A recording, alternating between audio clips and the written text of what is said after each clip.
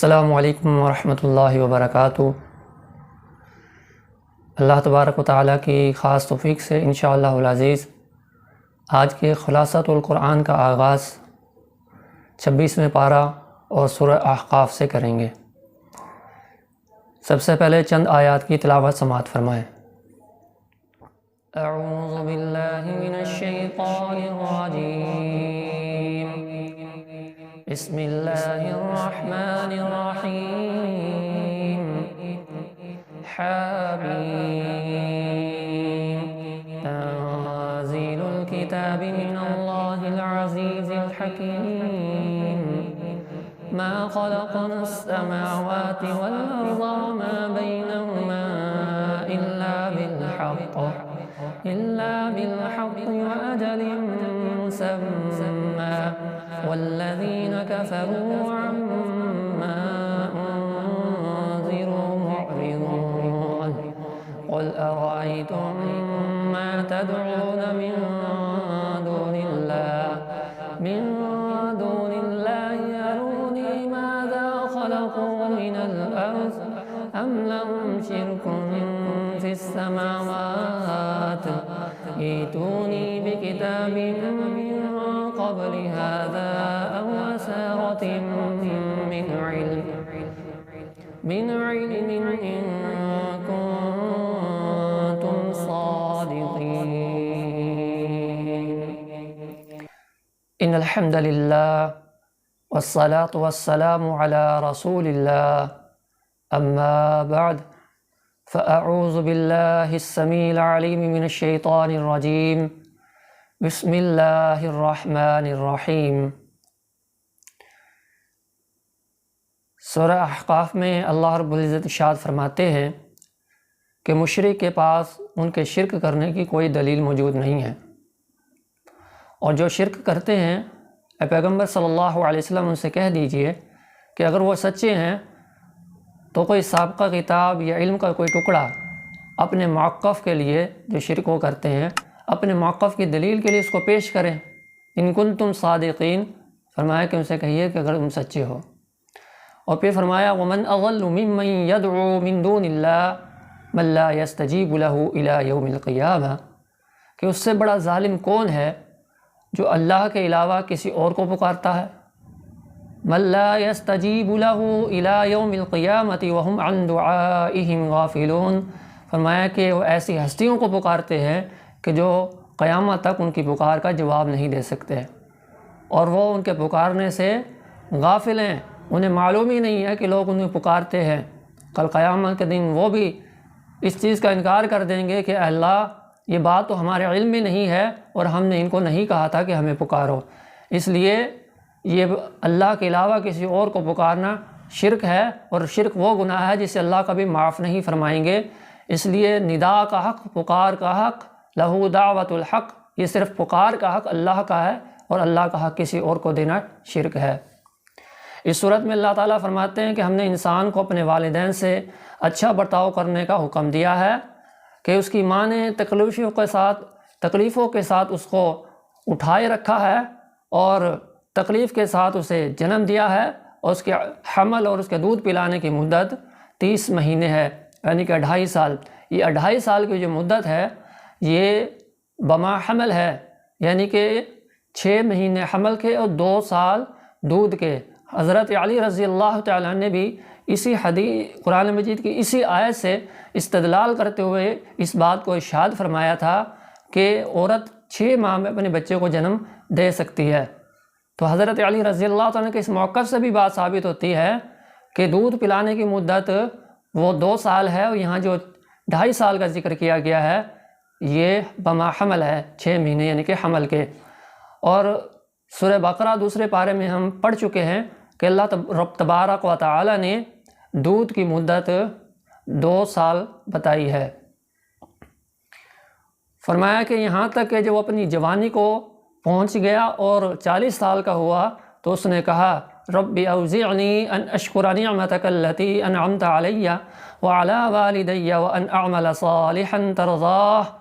ترضاہ اصلح لی فی ذریتی انی تبت الیک و انی من المسلمین، کہ اے میرے پروردگار مجھے توفیق دے کہ میں تیری اس نعمت کا شکر ادا کروں جو تو نے مجھے اور میرے والدین کو عطا فرمائی ہے،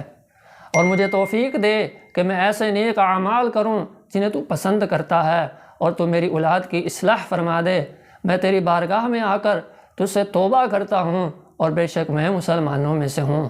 اللہ تعالیٰ ایسے لوگوں کے بارے میں فرماتے ہیں جو لوگ یہ دعا کرتے ہیں، اللہ ایسے لوگوں کے بارے میں فرماتے ہیں اولئک الذین نتقبل عنہم احسن ما عملوا ونتجاوز عن سیئاتہم فی اصحاب الجنہ وعد الصدق الذی کانوا یوعدون۔ فرمایا کہ یہی تو وہ لوگ ہیں کہ جن کے بہترین اعمال کو ہم قبول کرتے ہیں اور ان کی خطاؤں کو ہم معاف کرتے ہیں، اور یہ لوگ جنتی ہیں اس سچے وعدے کے مطابق جو ان سے دنیا کے اندر اللہ تبارک و تعالیٰ نے کیا تھا۔ اس صورت میں اللہ تبارک و تعالیٰ نے جنات کی ایک جماعت کے قبول اسلام کا بھی ذکر کیا ہے کہ رسول اللہ صلی اللہ علیہ وسلم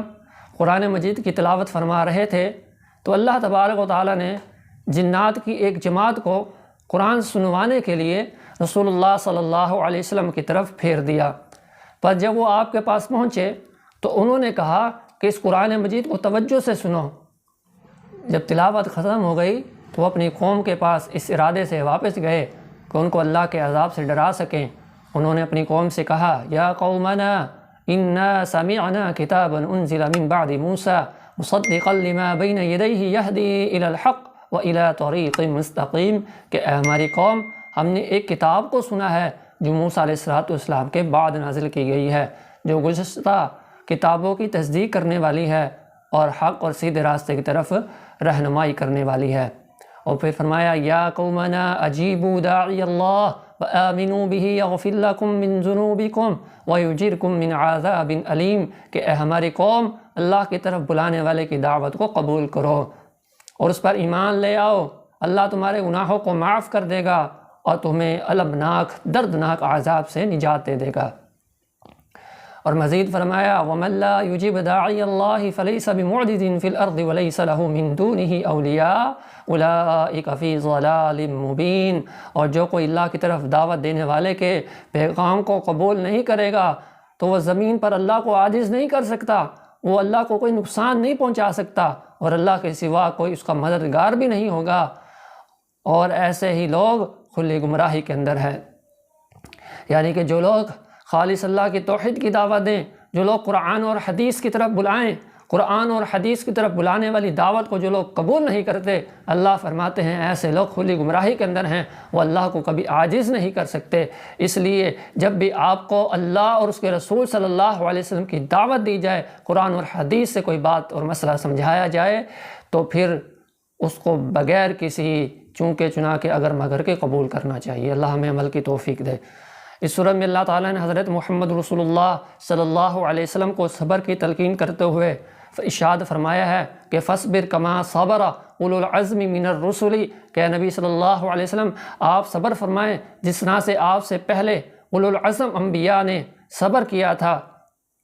اور حضرت محمد رسول اللہ صلی اللہ علیہ وسلم نے جب دعوت دین پر صبر کیا تو آپ کا صبر تمام انبیاء و سابقین کے صبر پر سبقت لے گیا۔ سورہ احقاف کے بعد سورہ محمد ہے صلی اللہ علیہ وسلم۔ سورہ محمد میں اللہ تبارک و تعالیٰ اعلان فرماتے ہیں کہ جو لوگ کفر کا ارتکاب کرتے ہیں اور اللہ کے راستے سے روکتے ہیں ان کے اعمال گمراہ کن ہیں، اور جو لوگ ایمان لائے اور نیک اعمال کرتے رہے اور رسول اللہ صلی اللہ علیہ وسلم پر نازل ہونے والی کتاب پر ایمان لائے جس کو اللہ تعالیٰ نے حق کے ساتھ نازل فرمایا ہے، تو اللہ تعالیٰ نے ان کی خطاؤں کو معاف کر دیا، ان کے معاملات کو سنوار دیا۔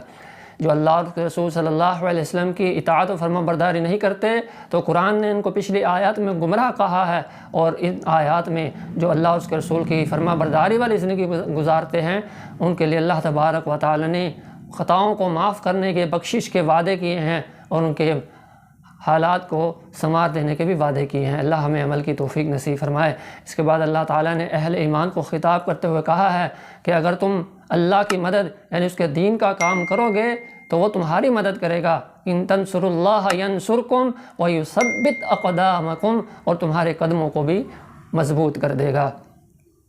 اللہ تعالیٰ نے اس صورت میں جنت کے حسین مناظر کو بھی بیان کیا ہے کہ اس جنت کی مثال کہ جس کا اللہ نے پرہیزگاروں سے، تقوی اختیار کرنے والوں سے وعدہ کیا ہے، کچھ اس طرح ہے کہ اس میں کبھی خراب نہ ہونے والی پانی کی نہریں ہیں اور دودھ کی نہریں ہیں، جن کے ذائقے میں کبھی تغیر نہیں آیا، جن کا ذائقہ کبھی تبدیل نہیں ہوگا، اور خوش ذائقہ شراب کی نہریں اور خالص شہد کی نہریں ہیں، اور ان کے لیے اس میں ہر طرح کے پھل ہیں، اور ان کا رب ان کو بخش دے گا، ان کو معاف فرما دے گا۔ اللہ ہمیں ان لوگوں میں شامل فرمائے۔ اللہ تعالیٰ اس کے بعد اپنی مخلوق کو پیغام فکر دیتے ہیں کہ کیا یہ جنتی ان کی مانند ہے جو ہمیشہ آگ میں رہیں گے؟ کیا جنت والے اور دوزخ والے برابر ہیں؟ فرمایا کہ جہنمیوں کو کھولتا ہوا گرم پانی پلایا جائے گا جو ان کی انتڑیوں کو کاٹ کے رکھ دے گا۔ اللہ ہم سب کو محفوظ فرمائے۔ اس کے بعد اللہ تعالیٰ نے ارشاد فرمایا کہ لوگ قرآن مجید پر غور کیوں نہیں کرتے؟ افلا یتدبرون القرآن ام علی قلوب اقفالها، کیا ان کے دلوں پر تالے پڑ چکے ہیں؟ اس کے بعد اللہ تعالیٰ فرماتے ہیں کہ بس جان لو کہ اللہ کے سوا کوئی معبود برحق نہیں ہے۔ اس صورت میں اللہ تعالیٰ فرماتے ہیں ان الذین کفروا وصدوا عن سبیل اللہ وشاقوا الرسول من بعد ما تبین الہدی،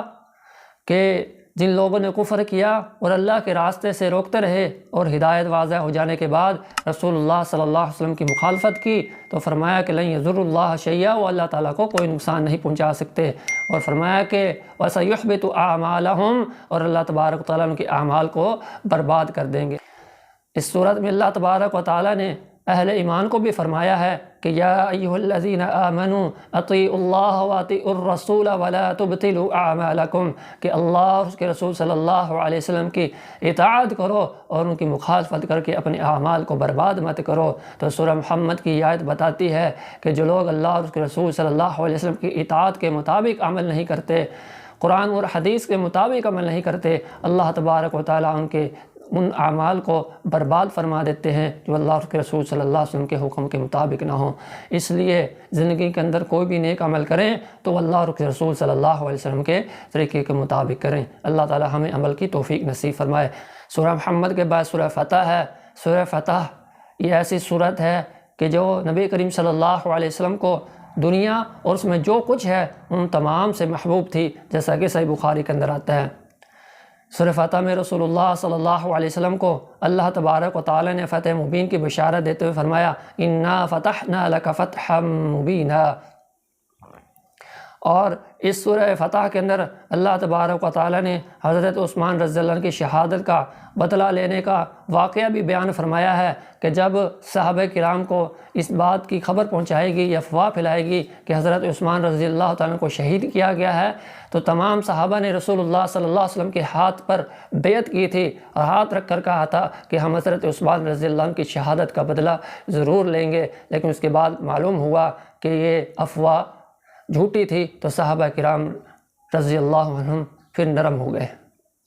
اور اس صورت میں اللہ تبارک و تعالیٰ نے اس بات کا بھی ذکر کیا ہے کہ اللہ تبارک و تعالیٰ نے فتح مکہ جیسی عظیم کامیابی تمام صحابہ رسول اللہ صلی اللہ علیہ وسلم کو عطا فرمائی۔ اس صورت میں اللہ تعالیٰ نے یہ بھی ارشاد فرمایا کہ اللہ تعالیٰ نے اپنے رسول کو دین حق کے ساتھ بھیجا تاکہ دین حق کو باقی ادیان پر غالب کر دیا جائے۔ اس صورت میں اللہ تعالیٰ ارشاد فرماتے ہیں کہ رسول اللہ صلی اللہ علیہ وسلم کے صحابہ اشداء علی الکفار رحماء بینہم، کہ کافروں پر شدید ہیں، کافروں کے لیے سخت ہیں، اور آپس میں مسلمانوں کے لیے انتہائی نرم اور رحمت فرمانے والے ہیں۔ تو ہم لوگ آپس میں مسلمانوں کو چاہیے کہ ایک دوسرے کے لیے نرم گوشہ رکھیں، ایک دوسرے کے ساتھ شفقت سے پیش آئیں، ایک دوسرے کے ساتھ ہمدردیاں کریں۔ یہ ہمارے پیغمبر صلی اللہ علیہ وسلم کے صحابہ کی سیرت ہے۔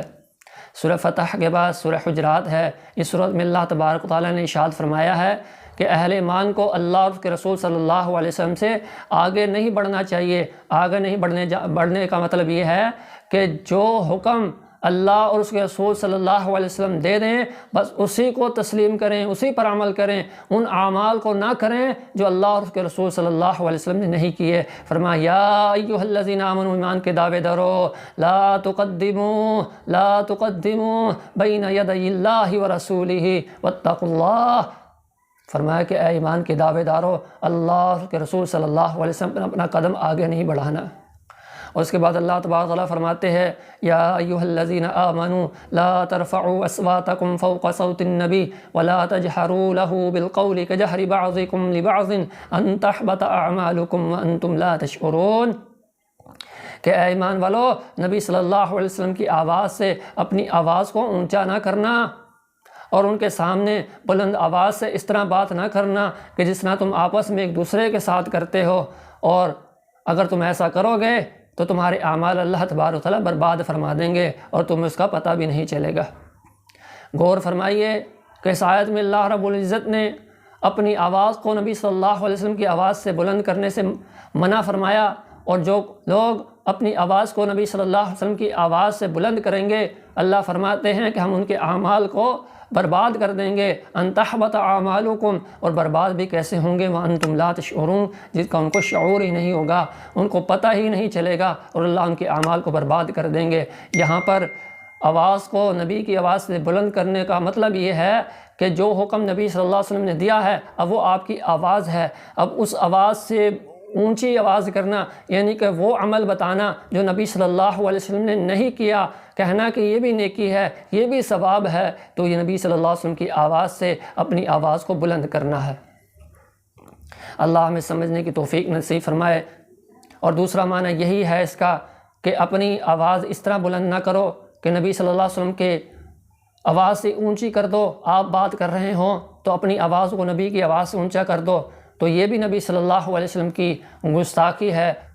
اور اس آیت کے نزول کے بعد حضرت ابوبکر صدیق رضی اللہ عنہ نے کہا کہ اللہ کے رسول صلی اللہ علیہ وسلم اس ذات کی قسم کہ جس نے آپ پر قرآن کو نازل کیا ہے، میں جب تک زندہ رہوں گا میں آپ سے سرگوشی کے انداز میں ہی بات کروں گا، کہیں میری آواز آپ کی آواز سے اونچی نہ ہو جائے۔ اور بخاری و مسلم میں ایک واقعہ آتا ہے کہ جب یہ آیت نازل ہوئی تو ثابت بن قیس رضی اللہ تعالیٰ عنہ جن کی آواز اونچی تھی، انہوں نے کہا کہ میری آواز تو رسول اللہ صلی اللہ علیہ وسلم کی آواز سے اونچی ہے، میں نبی کے سامنے اونچا بولتا رہا، اللہ نے میرے اعمال کو برباد کر دیا، انہوں نے اپنے آپ کو گھر میں قید کر لیا، گھر میں بیٹھ گئے۔ رسول اللہ صلی اللہ علیہ وسلم نے معلوم کیا، پتہ چلا تو اللہ کے نبی صلی اللہ علیہ وسلم نے ان کو بلایا اور کہا کہ نہیں، تم تو اہل جنت میں سے ہو، تمہاری آواز اللہ کی طرف سے اونچی ہے، تم میرے سامنے گستاخی کی نیت سے آواز کو اونچا نہیں کرتے۔ تو اس سے یہ بھی معلوم ہو گیا کہ یہاں پر صرف آواز کا بلند ہونا نہیں بلکہ آواز سے یہاں پر یہ بھی مراد ہے کہ جو رسول اللہ صلی اللہ علیہ وسلم حکم دے دیں اس حکم کے بعد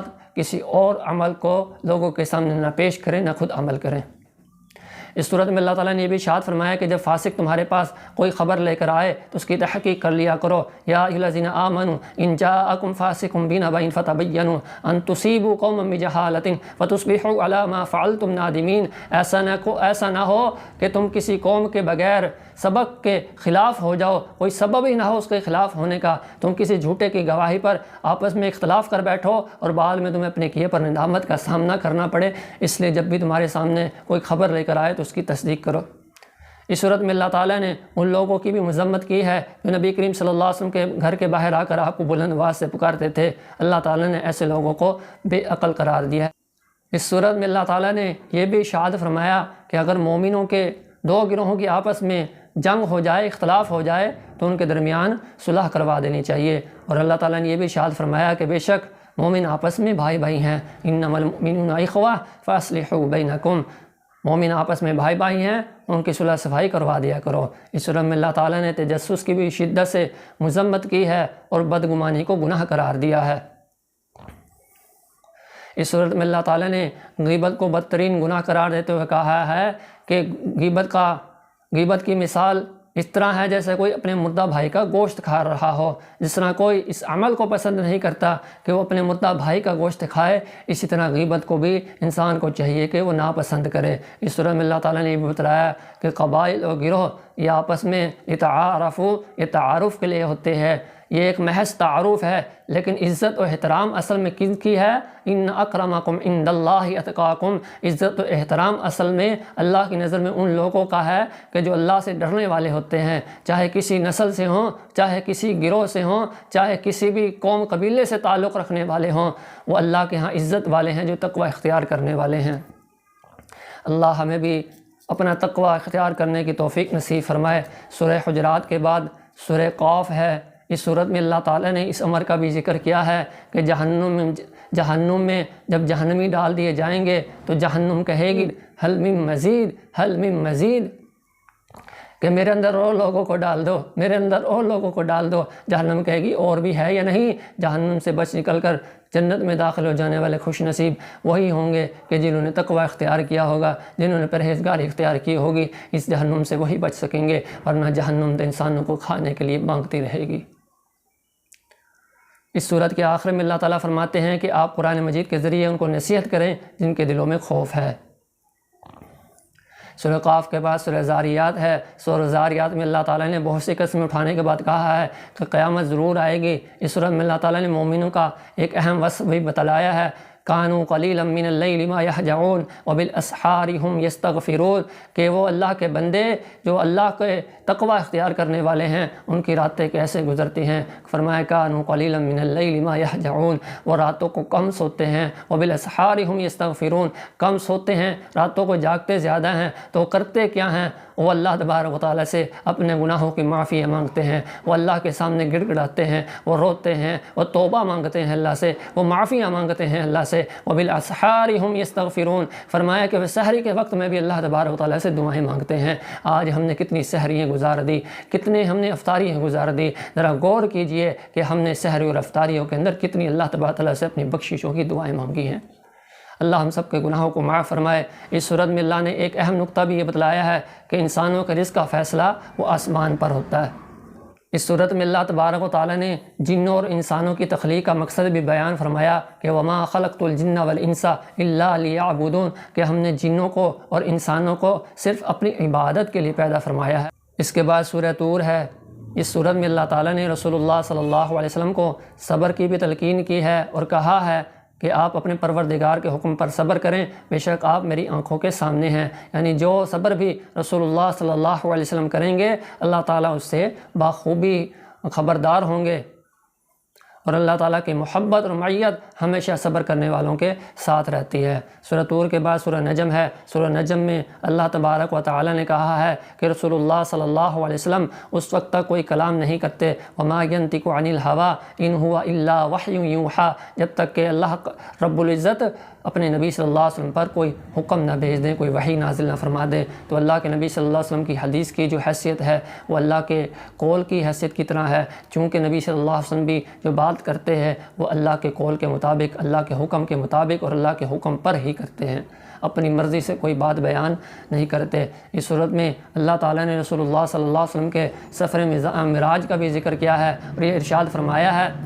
کہ انہوں نے سفر معراج میں اپنے پروردگار کی بہت سی نشانیوں کو دیکھا تھا۔ اللہ تعالیٰ فرماتے ہیں کیا جو میرے بندے نے اپنی آنکھوں سے دیکھا تم اس پر شک کرتے ہو؟ اس صورت میں اللہ تعالیٰ نے سدرۃ المنتہا کا بھی ذکر کیا ہے جو اللہ تعالیٰ کی بہت بڑی نشانی ہے، اور رسول کریم صلی اللہ علیہ وسلم نے یہاں پر ایسے رنگوں اور روشنی کے سیلاب کو دیکھا تھا جن کا دنیا میں تصور بھی نہیں کیا جا سکتا۔ اور پھر اللہ تعالیٰ نے ارشاد فرمایا کہ بے شک انسانوں کے لیے وہی کچھ ہے جس کی وہ کوشش کرتے ہیں، اور وہ اپنی کوشش کو اپنی آنکھوں سے دیکھ لے گا۔ اس صورت میں اللہ تعالیٰ نے لوگوں کی مذمت کی ہے جو قرآن مجید پر تعجب کرتے ہیں اور رونے کے بجائے ہنسی مذاق میں اپنا وقت ضائع کر دیتے ہیں، اور موسیقی سننے میں اور دیگر لغویات میں اپنے وقت کو ضائع کر دیتے ہیں۔ بس اللہ تعالیٰ کے سامنے سجدہ ریز ہونا چاہیے اور اسی کی عبادت کرنی چاہیے۔ اس کے بعد سورۃ القمر ہے جس کے شروع میں اللہ تعالیٰ ارشاد فرماتے ہیں کہ قیامت قریب آ گئی ہے اور چاند پھٹ گیا۔ شق قمر کا واقعہ رسول اللہ صلی اللہ علیہ وسلم کی ہجرت سے تقریباً 5 برس قبل رونما ہوا اور چاند جبل ہرا کے دونوں طرف ہو گیا۔ اتنی بڑی وہ نشانی کو دیکھ کر چاہیے تو یہ تھا کہ کافر ایمان لے آتے، مسلمان ہو جاتے، لیکن انہوں نے اس کو بھی دیکھ کر ایمان تسلیم نہ کیا، ایمان کو قبول نہ کیا، بلکہ نبی کریم صلی اللہ علیہ وسلم کو نعوذ باللہ کہنے لگے کہ اس کا جادو تو اب چاند پر بھی چلنے لگے ہیں۔ اس صورت میں اللہ تعالیٰ نے بہت سے مقامات پر اس حقیقت کو بھی ذکر کیا ہے کہ اللہ تعالیٰ نے قرآن مجید کو سمجھنے کے لیے آسان بنایا ہے، بس ہے کوئی جو نصیحت حاصل کرے۔ اللہ تبارک تعالیٰ نے تقریباً اس سورۃ قمر کے اندر 4 بار ارشاد فرمایا ہے وَلَقَدْ يَسَّرْنَا الْقُرْآنَ لِلذِّكْرِ فَهَلْ مِن مُدَّكِرٍ، کہ ہم نے قرآن کو پڑھنے کے لیے بھی آسان بنایا، قرآن کو سمجھنے کے لیے بھی ہم نے آسان بنایا، قرآن ہر اعتبار سے اللہ نے آسان بنایا، حل من مدکر، لیکن کوئی سمجھنے والا ہی نہیں ہے۔ اللہ ہمیں توفیق نصیب فرمائے۔ اس صورت میں اللہ تعالیٰ نے اہل تقوی کے مقام کا ذکر بھی کیا ہے کہ بے شک پرہیزگار لوگ جنت اور نہروں میں ہوں گے اور اپنے حقیقی گھروں میں مقتدر بادشاہ کے پاس ہوں گے۔ یہ تھا ہمارے آج کے خلاصۃ القرآن کا سبق۔ اللہ تبارک و تعالیٰ سے دعا ہے کہ اللہ احکام الحاکمین جو ہم نے سنا اس پر عمل کرنے کی توفیق نصیب فرمائے، ہمیں اپنی اصلاح کرنے کی توفیق نصیب فرمائے، اور اللہ تبارک و تعالیٰ ملک پاکستان کی حفاظت فرمائے۔ آمین ثم آمین۔ السلام علیکم ورحمۃ اللہ وبرکاتہ۔